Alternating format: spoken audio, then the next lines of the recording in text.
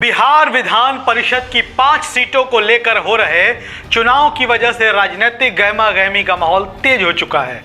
सभी सीटों पर चुनाव प्रचार का काम जोर पकड़ चुका है। तमाम सीटों पर चुनावी संघर्ष भी तेज हो चुका है।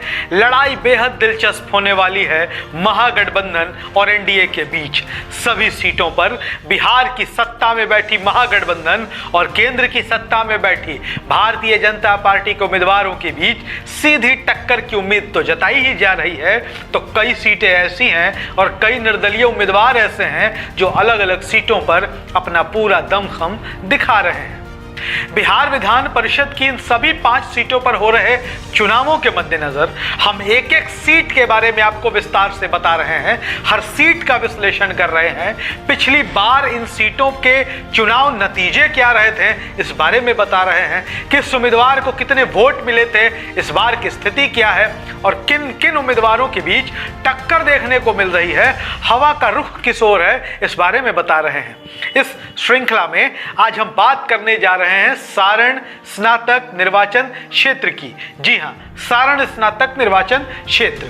सबसे पहले तो हम आपको चुनावी कार्यक्रमों के बारे में बता देते हैं।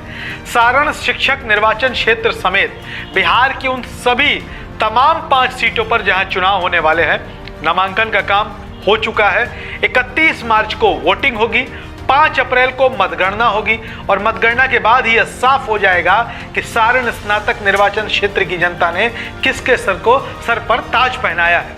वर्तमान में सारण स्नातक निर्वाचन क्षेत्र से जनता दल यूनाइटेड के डॉक्टर वीरेंद्र नारायण यादव विधान पार्षद हैं। उन्होंने पिछले चुनाव में पूर्व मंत्री और भारतीय जनता पार्टी के प्रत्याशी डॉक्टर महाचंद्र प्रसाद सिंह को पराजित किया था। वर्ष 2023 में यानी कि इस बार होने जा रहे सारण स्नातक निर्वाचन क्षेत्र के एमएलसी चुनाव में महागठबंधन की ओर से जनता दल यूनाइटेड के डॉक्टर वीरेंद्र नारायण उम्मीदवार होंगे। डॉक्टर वीरेंद्र नारायण यादव को जनता दल यूनाइटेड के अलावा राष्ट्रीय जनता दल, कांग्रेस और वाम दलों का भी समर्थन हासिल होगा, तो उनके सामने भारतीय जनता पार्टी से डॉक्टर महाचंद्र प्रसाद सिंह मैदान में होंगे। दोनों नेताओं के बीच एक बार फिर से सीधी टक्कर होने की उम्मीद जताई जा रही है। बात करें सारण स्नातक निर्वाचन क्षेत्र की, तो इस बार भी कई प्रत्याशियों ने एमएलसी चुनाव के लिए नामांकन किया है। सभी उम्मीदवारों के अपने अपने दावे हैं और अपने अपने वायदे हैं जो वो मतदाताओं से कर रहे हैं। जिन जिन प्रत्याशियों ने नामांकन किया है उनमें निवर्तमान एमएलसी डॉक्टर वीरेंद्र नारायण यादव, पूर्व MLC doctor Mahachandra Prasad Singh, VIP के समरेंद्र बहादुर सिंह, निर्दलीय उम्मीदवारों में ध्रुव नारायण प्रसाद, चंद्र किशोर प्रसाद यादव और रजनीश कुमार सिंह के नाम शामिल हैं। बात करते हैं वर्ष 2017 में जो पिछला विधान परिषद का चुनाव हुआ था उनके नतीजों की, तो उस चुनाव में जनता दल यूनाइटेड के प्रत्याशी डॉक्टर वीरेंद्र नारायण यादव को 28,385 वोट मिले थे। भारतीय जनता पार्टी के उम्मीदवार डॉक्टर महाचंद्र प्रसाद सिंह को 23,271 वोट मिले थे।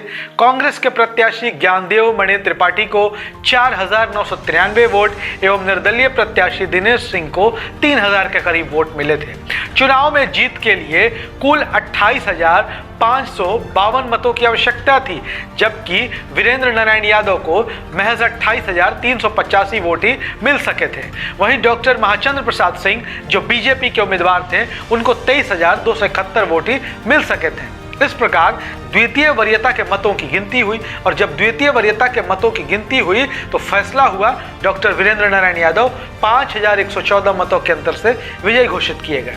आपको बता दें कि वर्ष 2017 के पहले तक डॉक्टर महाचंद्र प्रसाद सिंह इस सीट से लगातार जीतते आ रहे थे। उन्होंने 36 सालों तक कांग्रेस उम्मीदवार के रूप में सीट पर कब्जा जमाए रखा था। डॉक्टर महाचंद्र प्रसाद सिंह का पार्टी बदलना सारण स्नातक निर्वाचन क्षेत्र के मतदाताओं को शायद रास नहीं आया। पार्टी बदलते ही एनडीए के लहर के बावजूद उन्हें जेडीयू उम्मीदवार से पराजित होना पड़ा। बात करें सारण स्नातक निर्वाचन क्षेत्र की, क्षेत्र के इलाके की, तो सारण निर्वाचन क्षेत्र के अंतर्गत सारण, सिवान, पूर्वी चंपारण, पश्चिमी चंपारण और गोपालगंज जिले आते हैं। तो ऐसे ही तमाम पॉलिटिकल खबरें और अपडेट्स के लिए बने रहे हमारे साथ। धन्यवाद।